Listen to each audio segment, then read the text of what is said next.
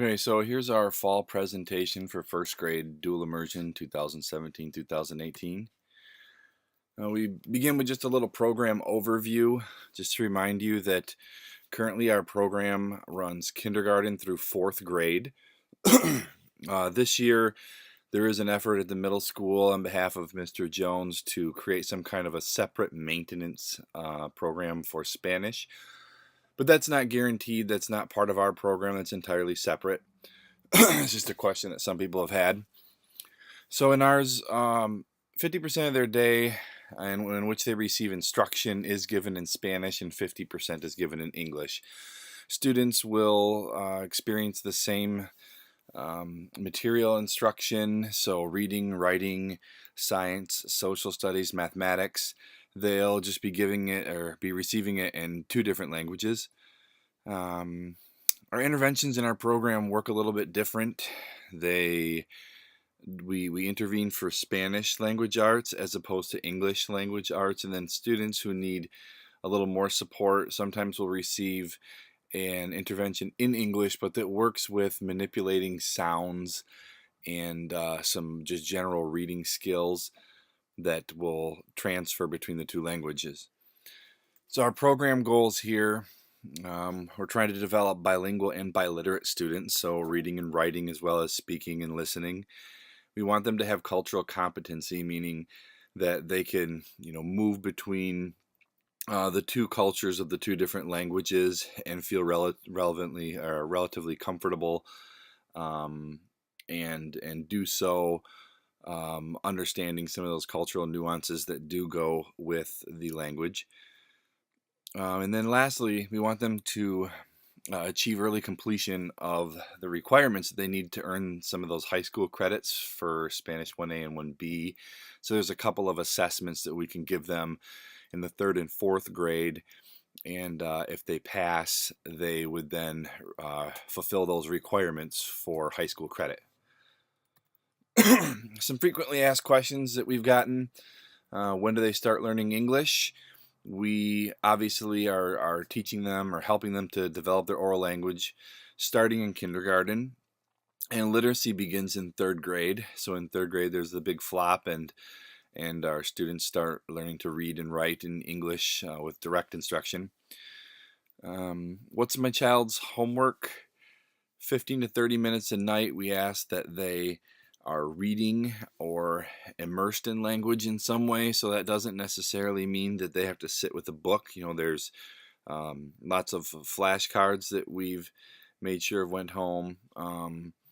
There are different activities they could do with the syllable sheets. They can read. You can be reading to them. Could be in your own, your home language, whatever that is. Could be them reading to you or to a stuffed animal. It could be working on an app or a program on a computer in which they're practicing reading skills or language skills, and take advantage of immersion events or media. If you flip over a program they want to watch in the evening into Spanish so that it's helping to develop that oral language, like that's a good break from reading sometimes. There's also math flashcards you'll see come home. Some of them practice addition facts or subtraction facts. So another question down here says, when can I read in English with my child? And we recommend that you do read as much as possible in your home language at all, anytime. The more that you read with your child, the more successful they will be in reading. And when can I teach my child to read in English? This one's kind of important. Please don't teach them English vowel sounds until they have a strong foundation in Spanish. Obviously you have your own family plans, and we can't say much about that, but we do recommend that you avoid teaching them the English vowel sounds, because that's what will really trip them up as they develop Spanish literacy. And once they're really, really sound in that Spanish literacy, and that usually happens between the middle or end of first grade, sometimes into second, then they're ready to start grasping English vowel sounds and all the rules that go along with that. So we just ask, please hold off on teaching them specifically those English vowel sounds.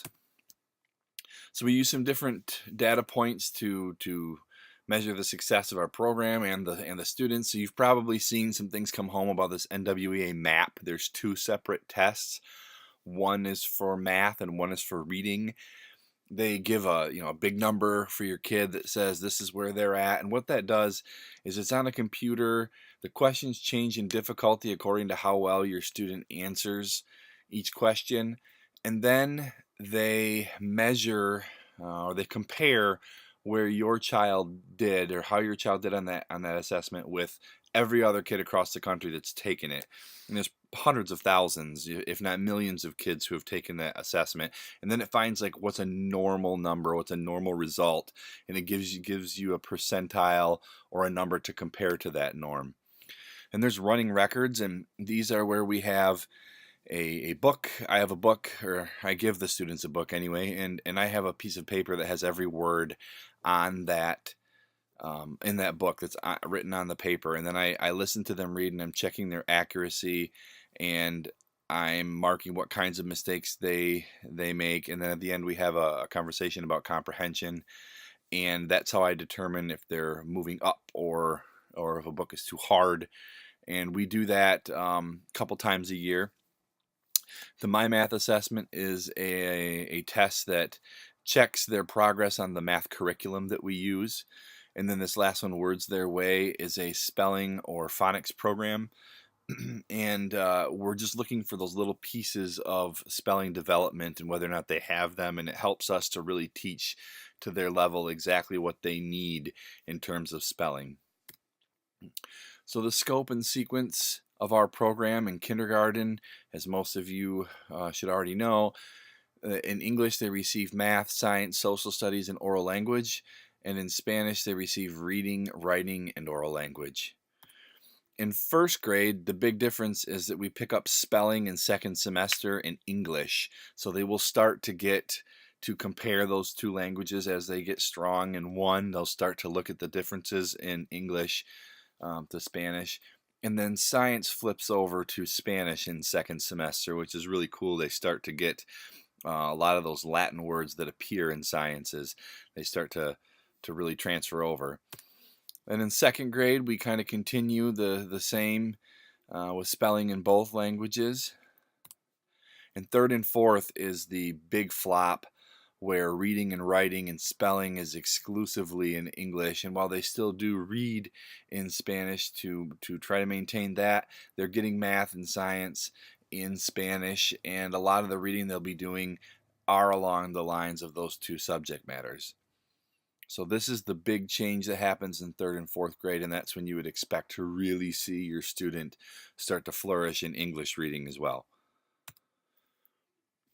Okay, Parent Compact, this is something that if you did not attend the presentation, it was sent home. This is just an agreement. Our state's asking our schools who receive certain money to ask parents to sign. It's just an agreement between students and teachers and the parents that basically we're all going to follow through with those best practices that are going to give your kid the best chance at success with reading. So if you do see this come home and you agree to those things, if you'd please sign it and return to school, we'd really appreciate that. Now there's a first grade progress report that went home, and it's kind of self-explanatory. Just check out the reading level that's expected right now, which is an E, and where your child is at currently. I'll just say in a second language, it's really common that students are not quite at that level. Especially in the beginning of first grade, they really slide back over the summer if they're not really immersed in Spanish and not really practicing it a lot over the summer. They often do slide back.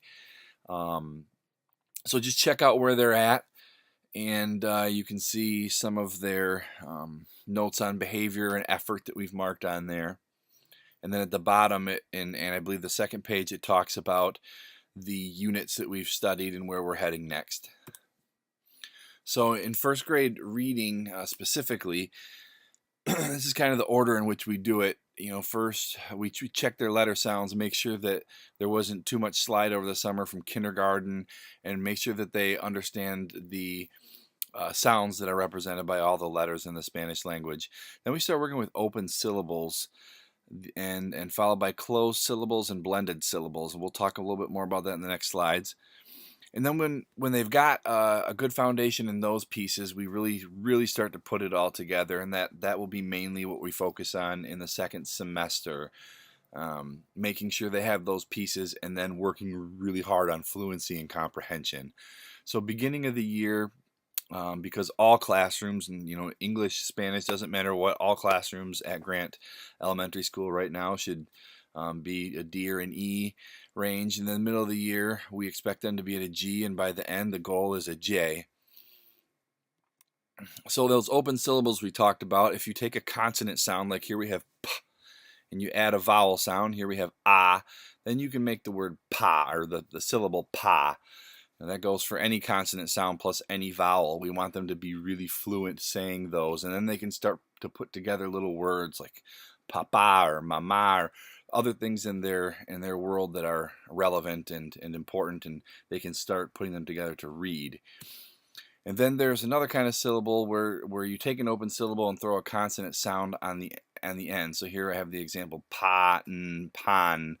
And you'll notice students want to insert an extra vowel sound after those closed syllables. So that's just something that's a new level of trickiness for them, and we really hit those hard so that they are fluent in reading those. And there's also blended syllables where you take two consonant sounds and blend them together and then add a vowel. So for here, pla, we want kids to really notice that this says pull and not pala or pilla. We want them to see that this says pull, pla. And then there's, you know, lots of syllables that are created that way with those consonant blends, and we want them to get really fluent in reading those. Then we put it all together, and they're reading words confidently and fluently after they can do these things. You can see in the example here, if you have pla, you make it close, plan, and then an open, planta. When we start to look at irregularities and work on fluency and comprehension. Somewhere in the packet that went home, you could find your MAPS math test. They make a graph and write down their score. Just take note that the beginning of the year first grade norm, so like right in the middle of the 50th percentile was 162, so check out where your student compares to that, and the end of first grade norm be 180, and that's where we expect them to make it to. So check out how far they've got to go by the end of the year. And then facts fluency is something Mrs. Smith does with our student, where I think each week or maybe a couple times a month, they do a real quick paper, pencil, I believe, fluency test, and they start with addition within 10, and then they graph and see how many they got right on that. And every week we're hoping, or every time we check, we're hoping they go up until they get to their goal line, which is the gray bar, and then they switch to the next topic. So they start with addition within 10, and once they get to fluency, then they drop back down because now they're doing subtraction within 10, and then they're going to drop back down again once they move up to addition within 20 and subtraction within 20. So those are the fluency goals that they're working on with fact fluency in math. And then there were some directions that came home for the Spill the Cup game. I can't really show you on a video, but you should have those in the packet that went home or the packet that you took with you. And that's a good way to practice fluency in those facts that I just mentioned at home. I believe that is it, because you are not on this video to ask questions. So if you do have any questions about this little presentation, please feel free to contact us. You should have our email, but I'll include it in the post when I put up this video. So thank you, and I hope this was helpful.